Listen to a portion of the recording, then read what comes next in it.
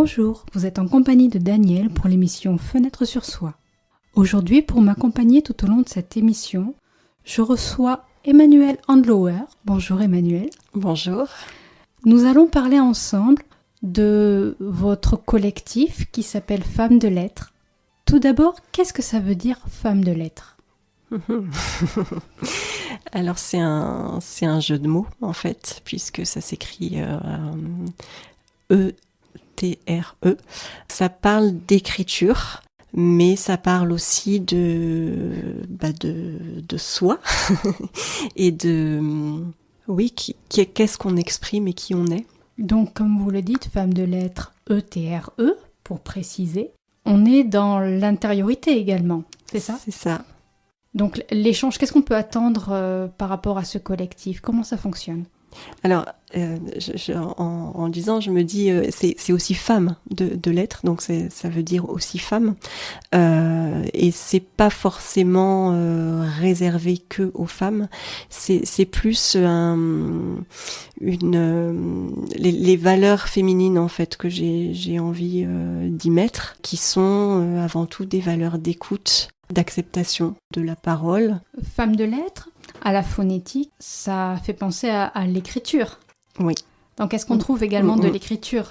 Voilà, donc effectivement au départ c'est un atelier d'écriture, donc sous plusieurs formes en fait, sur plusieurs temps. Il y a des ateliers d'écriture en physique à Cahors, des ateliers d'écriture en ligne aussi. Atelier d'écriture, ça consiste en quoi ? Parce que souvent quand on parle d'atelier d'écriture, pour ceux qui n'ont pas l'habitude, ça peut être même anxiogène. On se demande mais qu'est-ce que je vais y mettre ? Qu'est-ce que je vais remplir ? Et aussi, à qui ça s'adresse, ces ateliers ? Effectivement, et ça fait toujours assez peur, je crois, de se dire qu'on va participer à un atelier d'écriture. C'est pas quelque chose qui se veut littéraire. Après, effectivement, on peut écrire des textes littéraires, mais c'est pas le premier objectif, en fait. Le premier objectif, c'est vraiment de renouer avec ce média-là, qui est l'écriture, qui est à portée de tout le monde, qui est très simple en fait. Il suffit d'avoir une feuille et un stylo et d'avoir été à l'école primaire pour, enfin en tout cas de savoir écrire pour pouvoir utiliser l'écriture. Et l'idée c'est vraiment de débloquer l'imaginaire et de se laisser porter par ce qui a envie de s'écrire en fait. Et justement, comment est-ce qu'on peut arriver à débloquer l'imaginaire ? Alors, il y a des techniques pour ça. Donc, c'est pas quand on arrive en atelier, c'est pas vous prenez un stylo, une feuille et vous avez 2 heures. C'est pas du tout ça, quoi. C'est beaucoup plus des petits jeux. On commence par des petits jeux d'écriture très très simples. Des fois, on fait juste une liste de mots pour commencer. Ça va être 5 minutes. On va faire une liste de mots. Surtout aussi, je travaille beaucoup à partir d'images, où ça peut être des sons, ça peut être plusieurs choses comme ça qui font émerger des mots ou des phrases. Et à partir de ces mots et des phrases, on va après avoir des temps pour pouvoir écrire du texte. Donc plus ça va et plus on va sur des temps un petit peu plus longs, qui sont de l'ordre, ça peut commencer de 5 minutes au départ, et puis on peut arriver sur, par exemple, les samedis d'écriture, dans l'après-midi, on arrive à des temps de 45 minutes d'écriture et de lecture après. Parce qu'à chaque fois qu'il y a un temps d'écriture, il y a toujours un temps de lecture, mais qui est vraiment, chacune offre son texte aux membres du groupe qui sont là. Et il n'y a pas du tout de commentaires ni de retour sur le texte. C'est simplement, voilà, j'écris et je lis, je partage aux autres ce que j'écris. Et du coup, il y a souvent beaucoup de résonance et beaucoup d'inspiration, en fait, qui viennent avec les textes des autres. Donc, inspiration, résonance. Est-ce qu'il est nécessaire d'avoir un prérequis en culture littéraire pour intégrer un groupe d'écriture ou un atelier d'écriture plutôt ? Pas du tout, en fait. C'est vraiment la liberté d'écrire, et tout ce qui s'écrit est écouté, est entendu en tant que ce qui est écrit. Et c'est pas tellement... on n'est pas dans une recherche de style littéraire, même s'il peut émerger à force d'écrire. Il y a vraiment quelque chose... c'est comme un entraînement sportif en fait. À force d'écrire, on trouve quel fil on poursuit en fait. Souvent il y a des thèmes qui, par personne, souvent on est autour des mêmes thèmes, et puis un style qui se forme ensuite. Mais c'est pas l'objectif de départ. L'objectif de départ, c'est vraiment de laisser couler ce qui a envie de s'écrire. Comme vous disiez tout à l'heure, Femmes de Lettres ne s'adresse pas qu'à la gente féminine, elle s'adresse à tout public.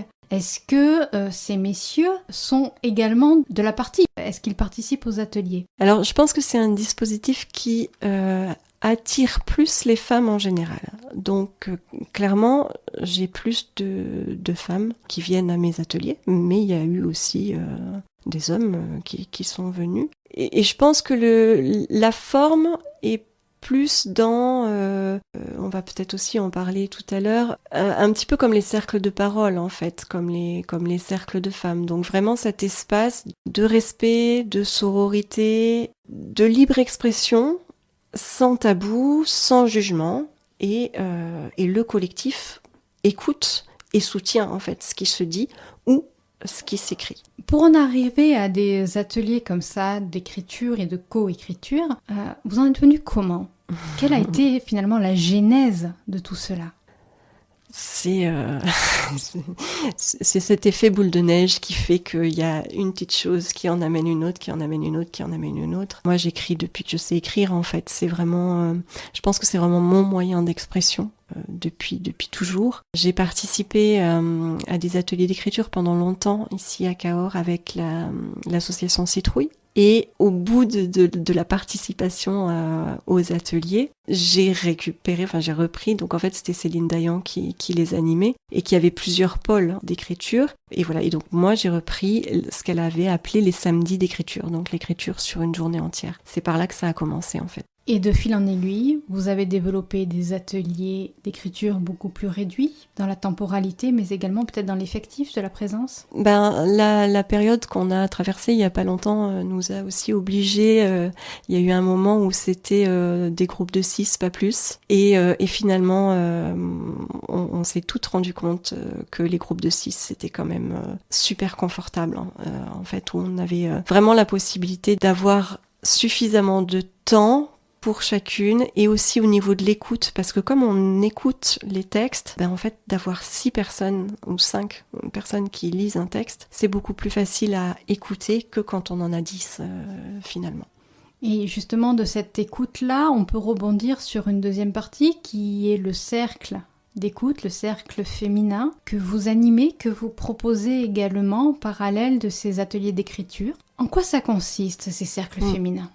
Donc là, il n'y a pas du tout d'écriture, c'est vraiment que à l'oral. Et donc c'est un cercle de femmes. Le principe, c'est de passer un temps ensemble on commence avec tisane et chocolat, ou pas d'ailleurs. Ça c'est pour appâter. C'est ça. Ça vous donne un petit peu l'ambiance, une bougie, voilà. Et donc l'idée, c'est vraiment que chacune vienne parler de ce qu'elle a envie. Il n'y a pas de thème. Et donc chacune vienne déposer dans ce cercle-là, ce cercle de parole, déposer ou parler, ou peut-être célébrer quelque chose, tout est possible. À partir du moment où c'est sa propre parole, en fait, on parle de soi, on parle au jeu. Et on a un temps défini pour chacune, en fait, et chacune a ce temps-là. Et donc chacune, pendant ce temps-là, est libre de parler de ce qu'elle veut. C'est confidentiel, bien sûr. Ce qui est dit dans un cercle de femmes reste dans un cercle de femmes. Et peut-être, ah bon, mais ça sert à quoi finalement ? Pourquoi on fait ça ? Ça a l'air de rien, mais c'est hyper important parce que c'est vraiment un endroit où on peut se dire sans être jugé, sans avoir de conseils. Il n'y a pas de conseils qui sont donnés. Et du coup, le fait d'avoir cet espace pour s'exprimer et être écouté dans cet espace-là, en sachant que les autres personnes ne vont pas nous dire ce qu'on a à faire, ça permet vraiment d'aller écouter au fond de soi ce qui est le plus important et de pouvoir accéder à ses propres ressources soi. Et dans ces cercles de femmes, est-ce que ce sont des cercles fermés, avec toujours les mêmes personnes et toujours les mêmes groupes, ou est-ce que ce sont des cercles ouverts où il y a du mouvement, un autre rythme, peut-être d'autres groupes, d'autres rencontres? Comment ça se passe ? Alors, pour le moment, les cercles que je facilite sur Cahors, c'est pas forcément tout le temps les mêmes personnes. Par contre, c'est sur inscription. Alors, c'est une fois par mois et viennent celles qui peuvent ou ont envie de venir tel jour, telle date, tout en s'étant inscrites avant, bien sûr. Alors comme vous l'avez soulevé tout à l'heure, il n'y a pas de jugement, il n'y a pas de mise de conseil dedans. C'est un peu une réunion de copines ou pas. C'est pas que les conseils ne sont pas obligatoires, c'est que les conseils ne sont pas bienvenus, de toute façon. Pas de conseils. Et la différence avec une réunion de copines, c'est que une réunion de copines, on peut se donner des conseils, on peut se dire tu devrais faire ça, à ta place j'ai fait ça, on peut parler des autres aussi. Enfin, sur une réunion de copines classique, ce qui peut se passer, on peut aussi parler de je sais pas, du repas du soir ou de la dernière paire de chaussures qu'on a achetée. Là, c'est pas l'objet, c'est pas du tout ça. C'est vraiment parler de soi, de ce qu'on traverse, de nos émotions, des soucis auxquels on a à faire face. Et c'est entendu. Et en fait, de l'une à l'autre aussi, souvent, le fait que quelqu'une parle de telle problématique, alors on va pas lui répondre de ce qu'elle a à faire, mais par contre ça vient aussi, soit nous chercher sur cette problématique-là. Et comme on parle aussi beaucoup de notre ressenti, donc et on sait que dans la vie, il n'y a aucune situation qui se ressemble, mais les émotions, au fond, c'est toutes les mêmes. Donc quand ça parle à l'une, ça parle forcément aux autres. Il y a le côté miroir aussi, peut-être, qui s'installe dans le rapport du collectif, c'est ça ? Oui, tout à fait. Ouais. Alors, pour revenir à cette notion de cercle de femmes, est-ce que ça vient compléter ou est-ce que c'est complètement individuel les ateliers d'écriture ? C'est complètement indépendant. Oui, non, ça complète pas. Alors il y a des personnes qui peuvent être à la fois aux ateliers d'écriture et à la fois au cercle de femmes, mais on peut venir simplement que au cercle de femmes ou que aux ateliers d'écriture.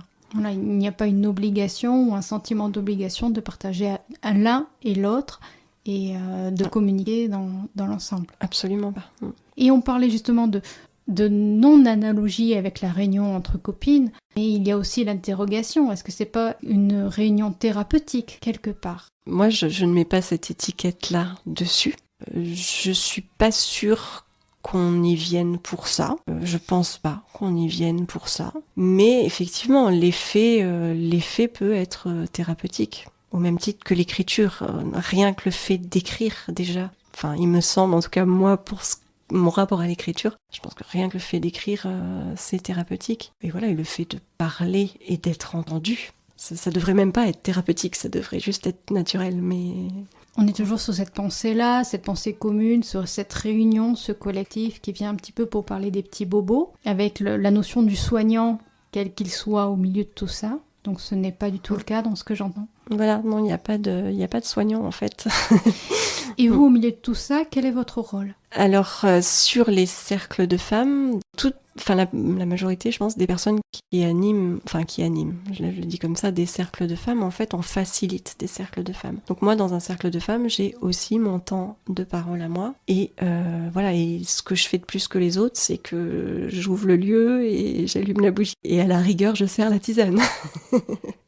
Mais voilà, c'est tout. Après, voilà, c'est cette question de sororité, c'est vraiment pour moi un mot qui me tient vraiment à cœur, mais on est toutes sur le même... Sur la même équité. C'est ça. Et on parle de cercle de femmes. Est-ce qu'un cercle d'hommes est envisageable ? Alors, il y en a, hein. Ça existe. Ça existe aussi de plus en plus. Là, moi, je vois émerger des cercles mixtes. Et c'est super intéressant. Voilà, alors moi, j'ai le sentiment, en tout cas dans mon parcours, j'ai le sentiment qu'il y a eu ce besoin des femmes qui a émergé de se réunir entre femmes pour justement être avec les mêmes problématiques et les mêmes accès à la parole. Après, on vit dans cette société-là. Et le fait qu'on se retrouve entre femmes pour parler entre nous sur ce pied d'égalité, je pense que ça nous a beaucoup aidé à mieux se connaître. Aussi, il y a quelque chose dont on parle des fois aussi, c'est la question de la rivalité entre femmes. Je pense que cette société-là aussi nous a poussé à un moment donné à se voir comme des rivales et pas juste comme des sœurs. Et encore, quand j'emploie le mot sœur, on peut être sœur et rivale aussi. Mais voilà, on fait toutes partie du même monde. Et ce qu'à un moment donné, on peut être complémentaire, être soutenante et pas rivale. Donc vraiment pour moi, les cercles de femmes au départ, quand j'ai commencé moi à aller dans des cercles de femmes, c'était vraiment ça, de se dire qui on est ensemble, qu'est-ce qui est vraiment important pour nous femmes et qu'est-ce qu'on a à offrir au monde en fait, c'est ça. Et je pense qu'il a fallu tout ce temps pour qu'on arrive à se renforcer et à se sentir légitime aussi. C'est même pas se renforcer, c'est pas une question de pouvoir, c'est une question de ah oui, enfin on peut. On a le droit. Donc ça a été ça. Et maintenant, puisqu'on est assez forte en fait de ça, je pense qu'on peut ouvrir à tout le monde. Et en parlant d'ouverture, il y a aussi un festival où vous participez assez régulièrement qui s'appelle les Limousines. Oui, voilà. Alors c'est un week-end en non-mixité en Creuse. En fait, ça a démarré en Creuse parce que c'est vrai que moi, les premiers cercles de femmes, ça a été il y a 7-8 ans. Et c'est là où ça a démarré. Et qui est un week-end avec que entre femmes en fait, où il y a des ateliers, des groupes de parole, des temps festifs aussi entre femmes. Et peut-être aussi à un moment donné, est-ce que vous avez pensé à installer les mêmes projets dans votre localité de vie, qui est le Lot ? Alors, il y a eu une idée. Après, il y a des choses qui existent en termes de...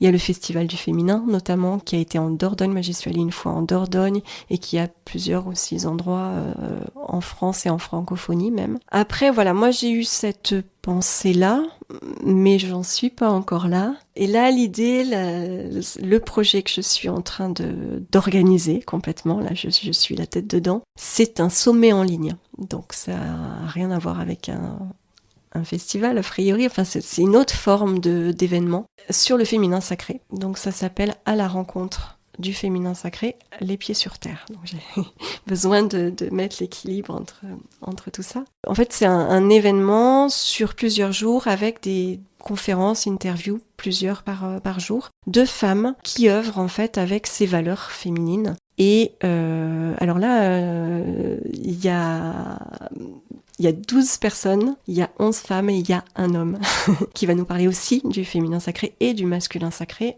en tant qu'homme en fait. Enfin, ça me tenait vraiment à cœur de l'ouvrir aux femmes, mais aussi à toute autre personne qui se sent intéressée par la question du féminin et féminin sacré. Parce que finalement, cette notion de féminin sacré, c'est plus une question d'énergie et de valeur qui n'appartiennent pas qu'aux femmes, en fait, qui appartiennent à tout le monde. Et l'idée, c'est vraiment d'arriver à équilibrer tout ça à l'intérieur de nous et peut-être un jour à l'équilibrer autour de nous et sur la Terre. Puisque, encore une fois, pour moi, la notion du féminin, elle est très très liée à la notion de la terre-mère, en fait. Et il y a aussi cette question d'écoféminisme derrière, qui est, on s'est un petit peu servi de la terre comme on s'est servi du ventre des femmes pendant des centaines d'années. Voilà, si on va chercher vraiment loin derrière, il y a tout ça derrière. On est dans la surexploitation, comme a pu l'être la jante féminine pendant de nombreux siècles. C'est ça. Quand on parle de féminin sacré, qu'est-ce que ça veut dire ? Parce que là, on a des grands mots. On parle de terre-mère, on parle d'énergie féminine comme d'énergie masculine. Aujourd'hui, on vit une époque où féminin et masculin sont relativement malmenés. Et aborder le terme féminin sacré pour le coup de gros points d'interrogation pour ceux qui ne sont pas dedans, qui ne sont pas dans cette démarche-là. Alors comment est-ce qu'on pourrait l'expliquer à tous ceux qui ne sont pas dans cette démarche ? Parce que forcément, en plus, la question de l'écriture, elle est hyper importante parce qu'on se rend compte vraiment quand on met un mot, les représentations différentes que chacune peut avoir derrière ce mot. Et donc le mot féminin, c'en est un, et le mot sacré, c'est aussi un autre mot qui peut nous amener très loin. Et l'idée, et comme vous dites, effectivement, on en a aussi parlé avec cet homme qui intervient sur la question du masculin sacré, c'est vraiment une question de valeur. Et pourquoi sacré ? C'est le vivant, ce qui est notre essence en fait. Et comment est-ce qu'on incarne ces valeurs-là au quotidien. C'est pas juste moi j'ai un dieu et toi t'as une déesse, quoi. C'est pas du tout ça. On sait même pas, on cherche même pas à identifier ce qu'il y a derrière tout ça. C'est juste la question à un moment donné, il y a quand même quelque chose qui nous dépasse en tant qu'être humain, ici et maintenant. On n'est pas que nos pensées, on n'est pas que une réponse à ce qu'on attend de nous. On est aussi plein d'autres choses. Et voilà, cette question d'énergie, ouais, j'ai parlé d'énergie, j'ai parlé de valeur, c'est qu'est-ce qu'on incarne en fait? Qu'est-ce qu'on est venu incarner ou qu'est-ce qu'on a envie d'être et faire toujours du mieux possible pour soi et pour les autres, pour essayer de vivre le mieux possible, quoi. Est-ce qu'on ne pourrait pas traduire ce terme de sacré, plutôt que de le garder la connotation inconsciente sacré religieux, c'est plutôt sacré bienveillant ou sacré harmonie? Qu'est-ce que vous en pensez? Bienveillant, c'est un mot qui peut prêter aussi à confusion. On peut avoir le sentiment d'être très très bienveillant, mais comme l'autre n'est pas pareil que nous, il peut l'interpréter d'une autre façon. Et oui, harmonie, moi j'aime mieux, c'est prendre l'image du mandala, en fait. Pour moi, c'est vraiment ça. Cette histoire de mandala collectif que j'ai pu aussi proposer à différents endroits, différents événements, des mandalas collectifs avec du végétal. Donc voilà, même moi je trace un cercle en fait et je mets à disposition du végétal et chacun vient choisir une fleur, des graines, enfin peu importe, et vient remplir une partie de ce mandala. Et c'est pas forcément symétrique, mais chacun vient mettre sa petite part de ce qu'il a envie d'exprimer, de ce qui l'anime en fait. Et chacune de ces petites parts, au final, ça forme un grand quelque chose qui est un grand tout. Un grand tout qui est harmonieux, où chacun a sa place, où chaque élément répond à l'ensemble. Et on va rebondir aussi sur cette notion de mandala que vous proposez, là ce que vous venez de dire en définition. Ce mandala, est-ce qu'il vous arrive au cours des ateliers d'écriture de pouvoir compléter, ou des cercles de femmes, de pouvoir également compléter par une mise en place d'un mandala, ce côté d'unité du collectif?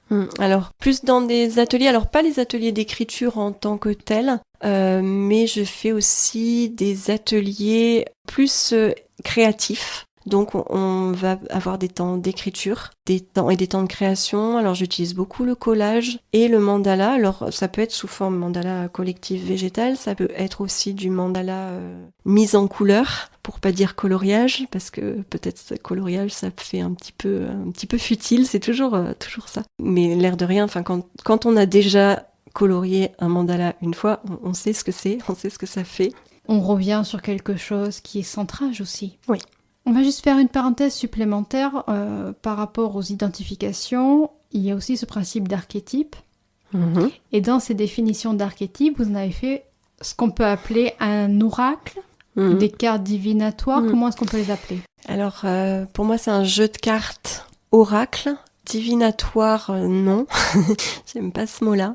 En fait, ce qui est venu d'abord, c'est pas d'abord les archétypes. Ce qui est venu d'abord, c'est les fleurs. Parce que c'est vrai que j'aime beaucoup le végétal. J'aime beaucoup prendre des photos aussi et écrire sur les fleurs. Et donc j'avais commencé ça. Et je me suis dit, je vais faire un jeu de cartes avec des fleurs qui sont des fleurs communes. Et ces fleurs, donc il y a des fleurs, un texte. Chaque carte, c'est une fleur, un texte. L'ensemble est réparti en 4 archétypes, en 4 catégories. En fait, les cartes sont réparties en 4 catégories qui représentent les 4 archétypes principaux du féminin.